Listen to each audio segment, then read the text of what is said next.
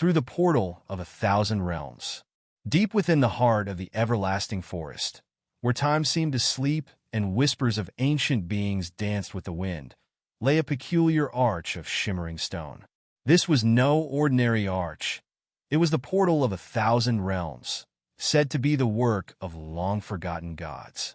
Its surface glowed faintly, etched with runes that pulsed like the heartbeat of the universe itself. Few dared approach it, for the stories told of those who stepped through but never returned. The legend of the portal.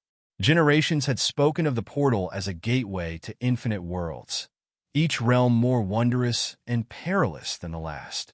Some believed it to be a trial for the brave, a means to prove oneself worthy of divine favor. Others whispered of it as a curse, a trap designed to lure mortals into the endless void of forgotten dimensions. The chosen one, Rin, a quiet youth from the nearby village of Istral, had always felt drawn to the portal. Unlike others, he saw not fear but a longing in its glow, as though it called specifically to him. His grandmother, the village storyteller, often warned him about its dangers. "Rin," she would say, her voice trembling with both awe and warning, "the portal shows no mercy. It gives what you seek, but at a cost you may not understand." But the longing grew unbearable. Rin knew he was different. He felt it in the way the forest whispered his name, the way his dreams were filled with visions of realms uncharted. Crossing the threshold. One fateful night, under a sky alight with 1,000 stars, Rin made his decision. Armed with nothing but a small satchel of food and a blade his father had forged, he stepped into the forest. The portal stood waiting, its glow brighter than ever before, as if it too had been anticipating this moment. As Rin approached, the runes began to shift and twist, forming words in a language he somehow understood. To enter is to choose. What do you seek? Rin hesitated. Adventure, he whispered.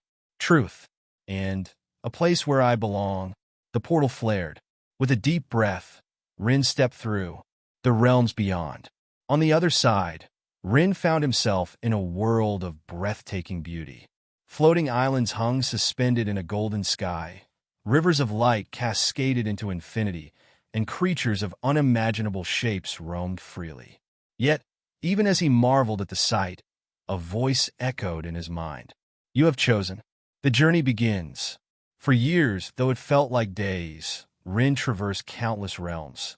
In one world, he walked among sentient stars that taught him the songs of creation. In another, he faced shadowy beasts that fed on fear, learning to overcome his own inner darkness. He discovered that each realm was a reflection of the soul, a lesson to be learned. The cost of truth. But the portal's warning rang true. Every choice came at a price. The longer Rin traveled, the more he began to forget. First, the faces of his family faded from memory. Then the name of his village. Finally, even his own name began to slip away, leaving only the purpose of his journey to anchor him.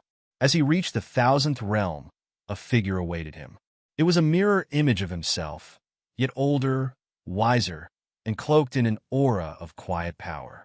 You have come far, the figure said, but to return, you must answer one question. Who are you? Rin hesitated. He no longer remembered his past, but in his heart, he felt the weight of every choice, every lesson. He stood tall and replied, I am the sum of all my journeys, the seeker of truth, and the bearer of my destiny. The figure smiled, and the realm around them dissolved into light. Return and legacy. Rin awoke in the everlasting forest, standing before the portal. The glow had dimmed, and the runes were silent. He was older now, his eyes carrying the weight of 1,000 lifetimes. The villagers barely recognized him, but Rin did not care. He became the new storyteller, sharing tales of courage, wisdom, and the infinite possibilities that lay beyond the portal.